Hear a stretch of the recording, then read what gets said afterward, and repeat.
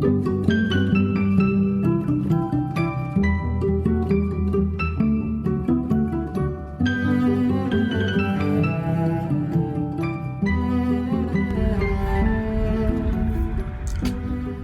to Human Rights Education Now, a podcast series from Human Rights Educators USA.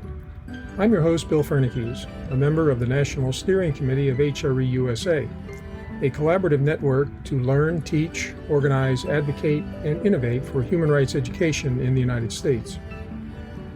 This podcast aims to raise awareness about human rights education and invites listeners to engage with the worldwide movement to make human rights education a core focus of educational programs from preschool through higher education and in both non-formal and informal community educational settings.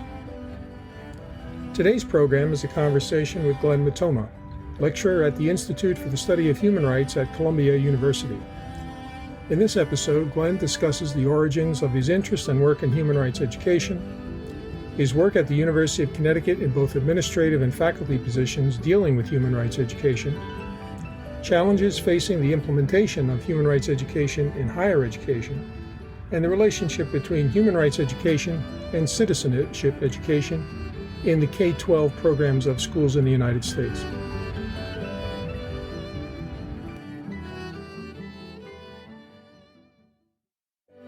I'm very pleased to be speaking today with Glenn Mitoma, a longtime colleague in human rights education. How are you today, Glenn? I'm doing great, Bill. It's great to be here with you. Sounds like you're in the right place, sitting in the United Nations today. I am. That's right. Yeah. So I'm taking a little break from the expert consultation on the fifth phase of the World Program for Human Rights Education, which the UN Human Rights Office has convened. Fresh out of the room of all kinds of brilliant thinkers in human rights education, devising the best way to advance HRE globally. So it's a great time to chat. Okay, so to begin with, tell us how you first became interested in human rights issues and subsequently in human rights education. Bill, I think for me, it began in graduate school largely. So I have an undergraduate degree actually in photography of all things. I was a visual artist growing up and very interested in the creative field and in social documentation and in the kinds of images that came out of the Works Projects Association agency and others. And so really, spent my time as a young man taking photos. And after undergraduate, decided to go back in to school. Was moving away from the visual field and wanted a interdisciplinary humanities-based program. So I enrolled in a cultural studies PhD program in 1999. And two events occurred shortly after I enrolled that really pivoted me toward a concern with human rights. One was the Battle for Seattle, the famous protests against the WTO, World Trade Organization, in Seattle in 1999. I had just left Seattle. That's where I'd been living for several years. And this surge of grassroots opposition to neoliberal economic globalization really struck a chord with me as someone who was increasingly interested in the dynamics of political change. And then the second thing was the September 11th attacks in 2001. These attacks, really galvanized many people in my program to think through what the future of American imperialism really looked like, and in particular, the role of human rights. And so I was fortunate to be advised by Zori Barkan, who is a historian of human rights and at the time was at Claremont Graduate University. He then moved to Columbia a little later. And I really became interested in the history of human rights and in particular, the cultural origins of the Universal Declaration of Human Rights. So that started me on a totally different path than I had been on as an undergraduate, but has brought me, I guess, here today. Well, it's interesting that you mentioned the origins of your interest in photography for social commentary, for example, like Dorothea Lange's work during the WPA and others, do you see a connection between the documentation that was done then and the types of documentation that is required for addressing human rights issues?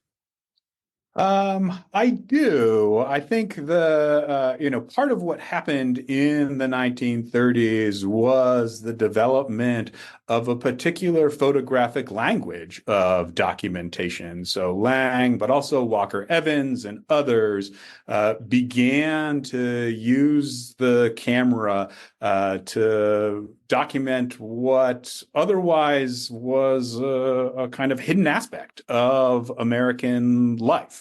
To take photographs in rural communities, in ghettos, in immigrant communities that largely were ignored by media or other forms of arts and documentation.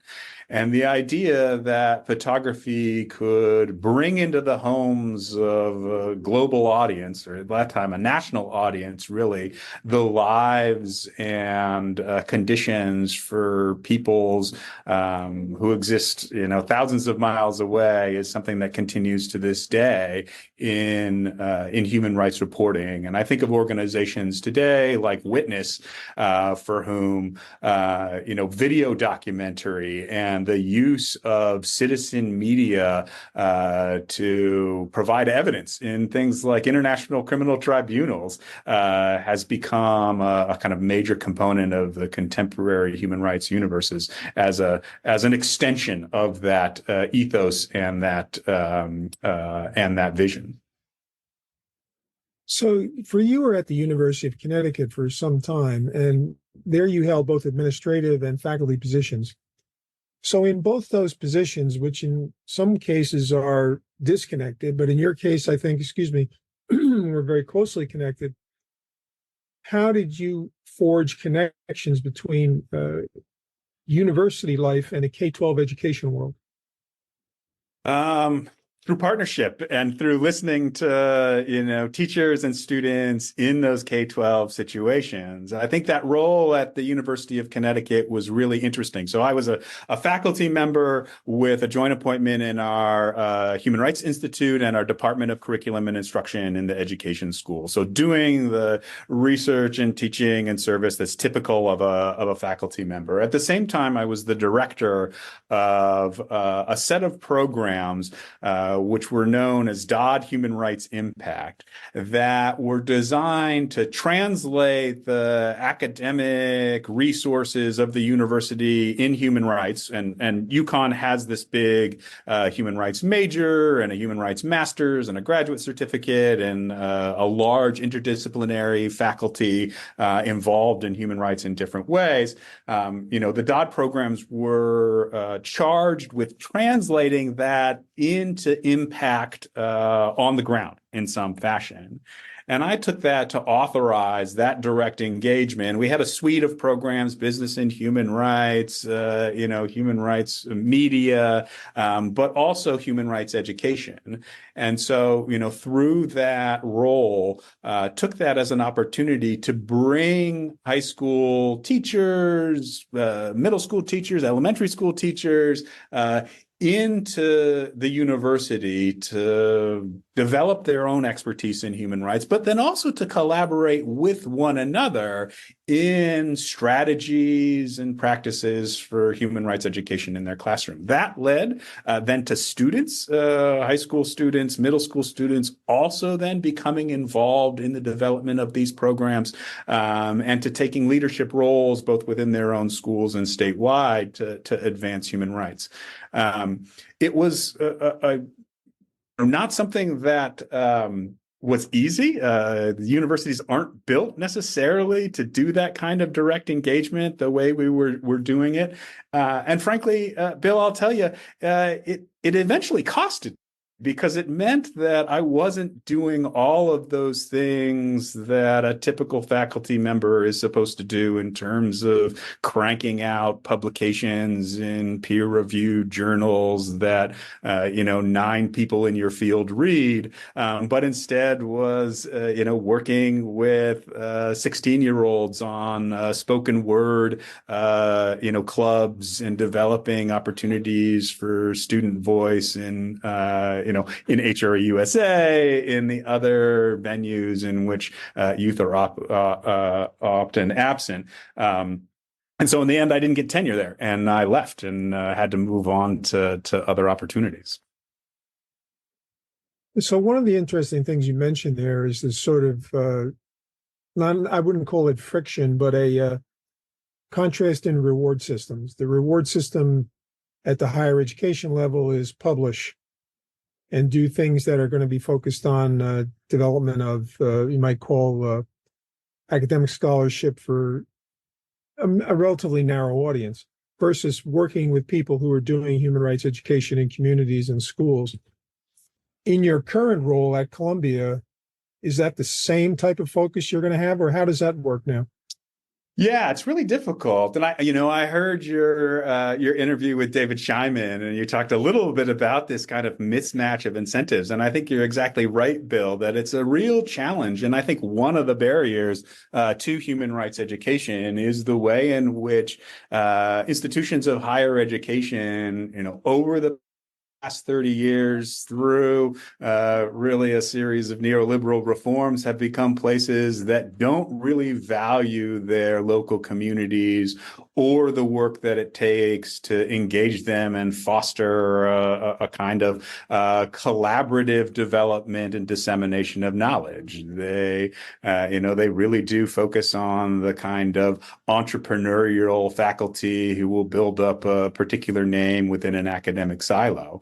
My position at Columbia, I can't say that it's totally different from any other academic position. It's dedicated specifically to supporting the undergraduate and graduate program in human rights there. So, as you know, Columbia has one of the largest undergraduate majors in human rights. We graduate about 50 students a year, as well as a really robust master's program that has 80, 90 students in it. And I've been hired in, a number of other faculty over the past 2 years have been hired in, precisely because prior to this, there were no faculty dedicated to that. The Human Rights Institute, like most human rights institutes, can't grant tenure. So all the faculty have to come from other departments. They have other obligations, and it starves the institute of the resources it needs to provide support for students. So I'm here, and I'm really focused on supporting our students and their learning. The external partnerships is a part that is not well structured, and I think this is my first year, but over the coming years, I'm looking for opportunities to build those connections. Which, as in most places, you have to kind of invent out of whole cloth. Well, it seems like New York City and the surrounding area would be a prime location for this. There's an awful lot, I think, of resources in New York City, and also the population would seem to be ready for this. Would you agree? Undoubtedly, and there's plenty going on here already. As you know, I heard your interview with Marissa as well, Arte and others. There's a rich ecosystem of people working inside and outside of schools on human rights education and kind of social justice education more broadly. And so there is definitely an opportunity to engage them. The program at the Institute for the Study of Human Rights, though, is not a human rights education program specifically. And so none of our students currently are teachers or aspiring teachers.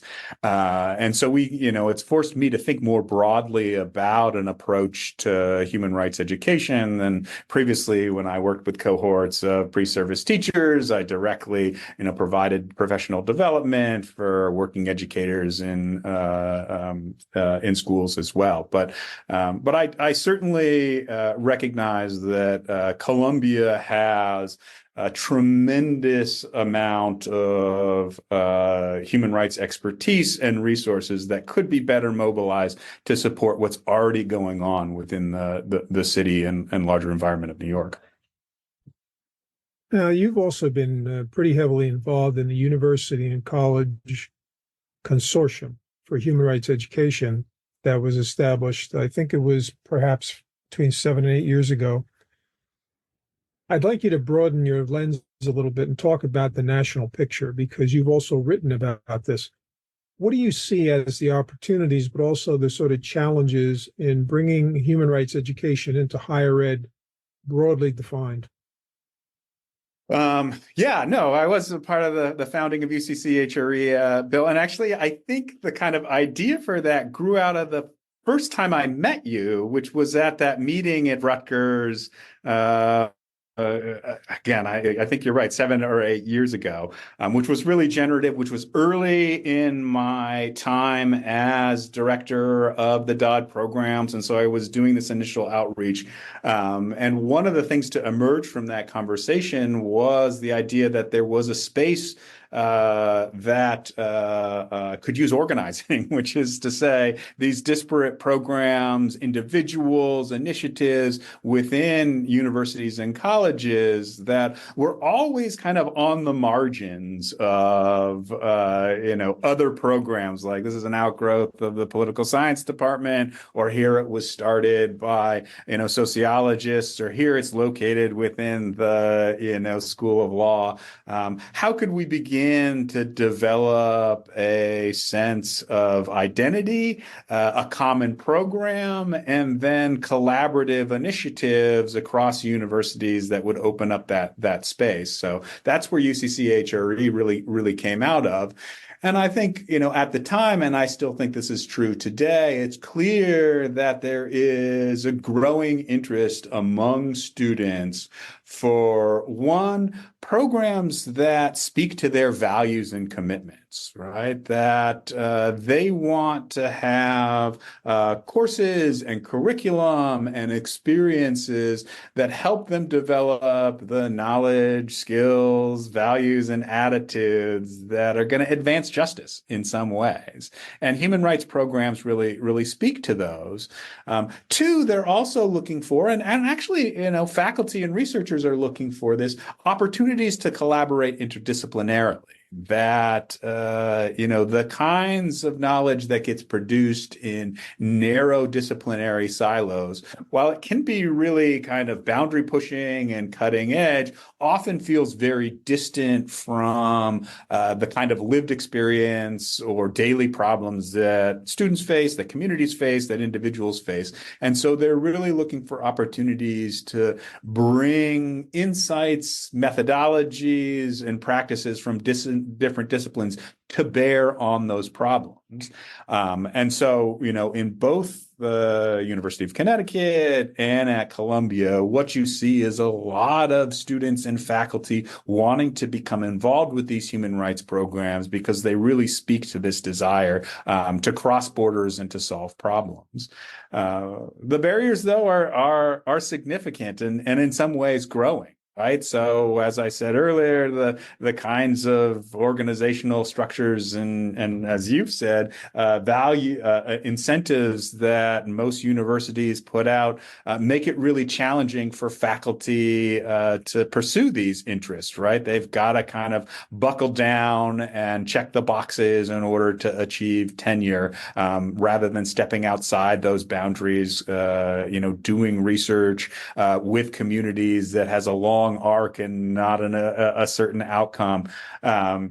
and I think even more recently, the backlash that we've seen to democratic values, to racial justice, to gender and sexual orientation justice, all of these things have meant that the engagement with human rights begins to look politically dangerous in some places and some sectors. And I think that's gonna cow administrations. I mean, frankly, I'm seeing that at Columbia right now, to be assertive in their defense of the principles of universal human rights. Well, it's interesting you say that, because if you think about some of the background and foundations of a lot of human rights education, they focus on the idea of transformation, the idea of transforming society through a critical analysis, based rooted in Freire's pedagogy and critical consciousness. So I'm wondering if you think that your role and those of others in higher education can also connect with popular education movements, for example, like the Poor People's Campaign or others.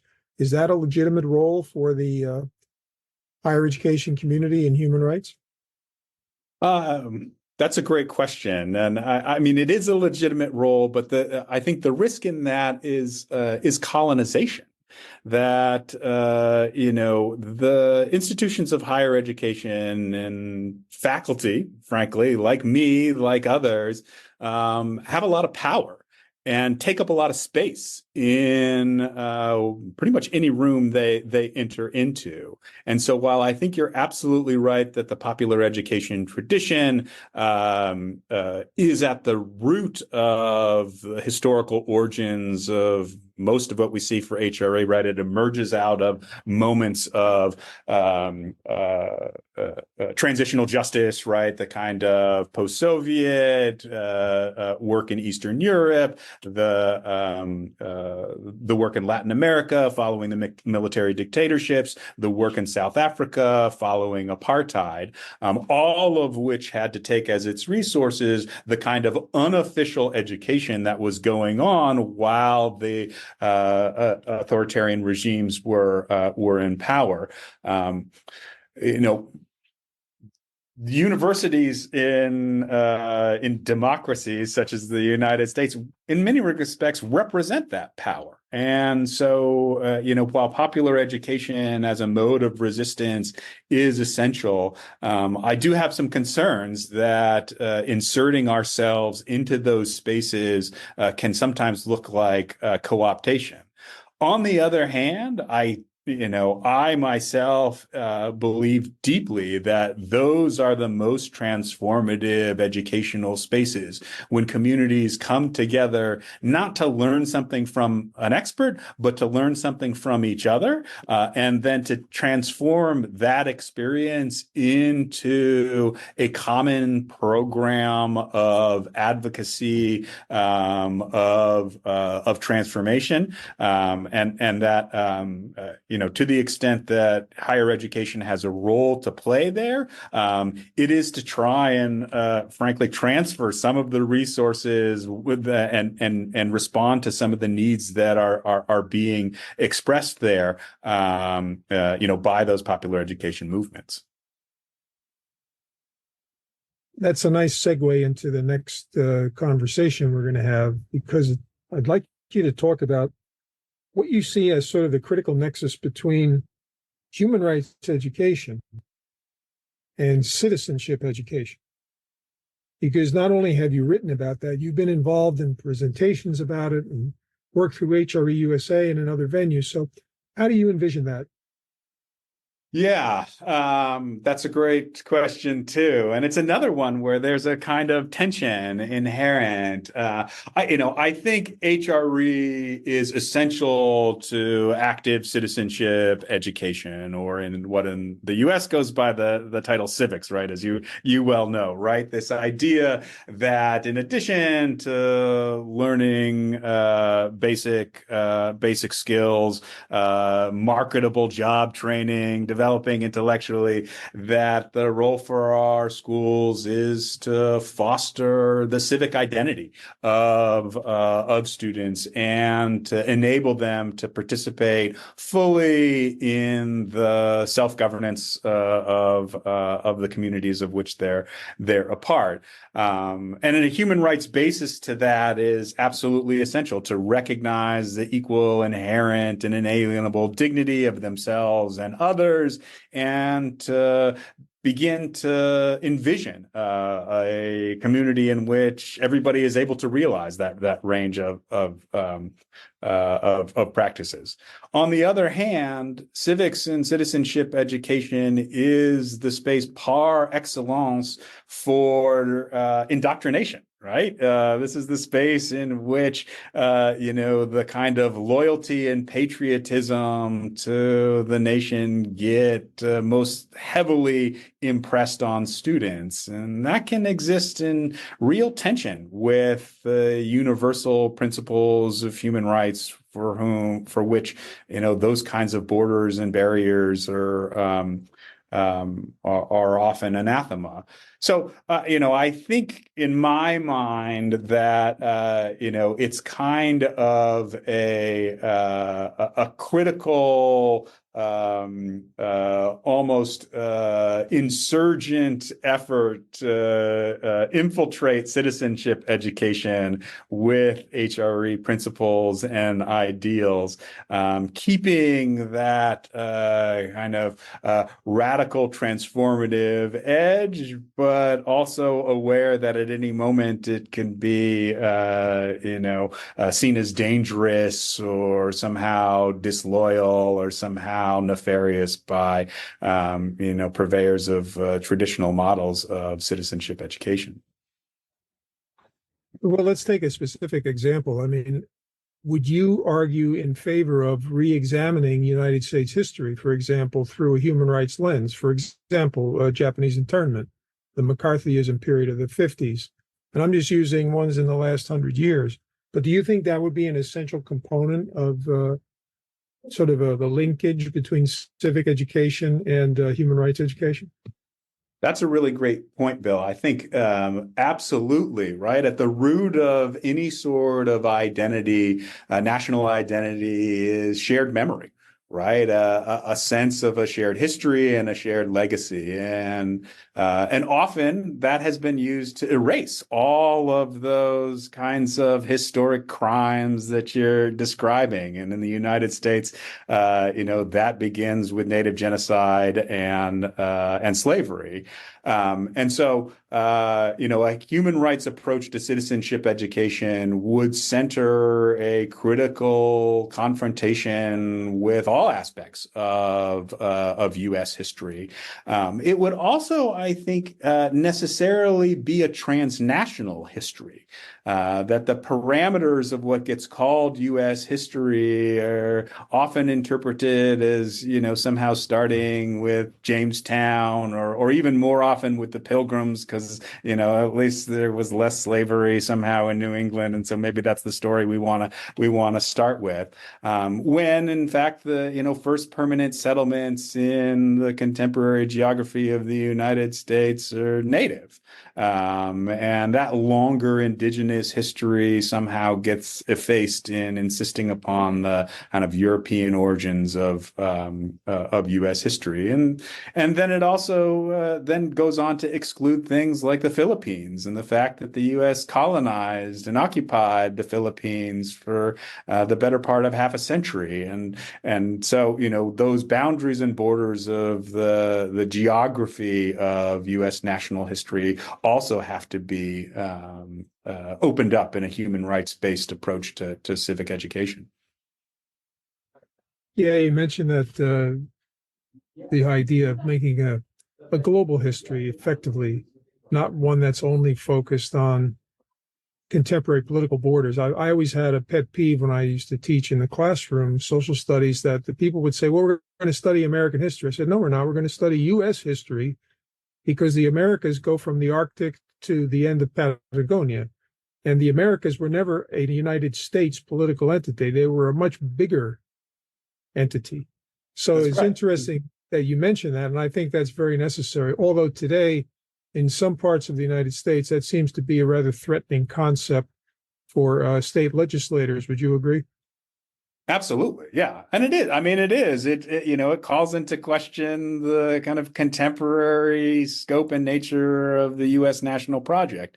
And so I'd say it's threatening just about everywhere in one way or another. And so, the point isn't that there should be one kind of unified curriculum that incorporates, all right. I mean, the 1690 project is a great one, but, I don't advocate that has to be the textbook from which all history is taught. I think the point is that in each circumstance, teachers and students need to be allowed to inquire into this past and go across those borders when it's necessary, stay super local when it's necessary, right? And really narrate a past that is really about their present in different ways. The fact that state legislatures, school boards, and others are going to be resistant to that has to be acknowledged up front. And, we need to work in collaboration and solidarity with educators to open up that space that will allow them to teach in the way that they see their students need. Right. And of course, attacks on academic freedom are nothing new. We've seen them in the past. But I want to shift over to another issue, which is actually quite related, and that is this idea of the relationship with the human rights education and social justice.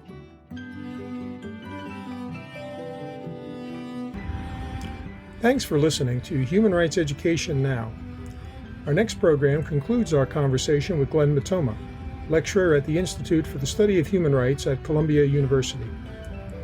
You can find additional information about this podcast series at www.hreusa.org. Each episode is available on the HRE USA podcast page, Spotify, Apple Podcasts, YouTube, Pocket Casts, Player FM, and Deezer. You can also download each episode as an MP3 file. If you have questions or comments about this podcast, send them to Christy at hreusa.org. That's KRISTI at hreusa.org.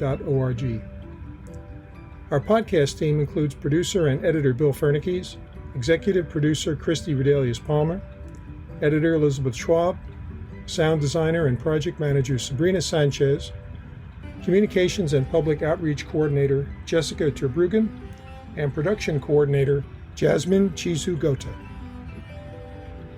Human Rights Education Now is a production of Human Rights Educators USA, a project of the Center for Transformative Action in Ithaca, New York.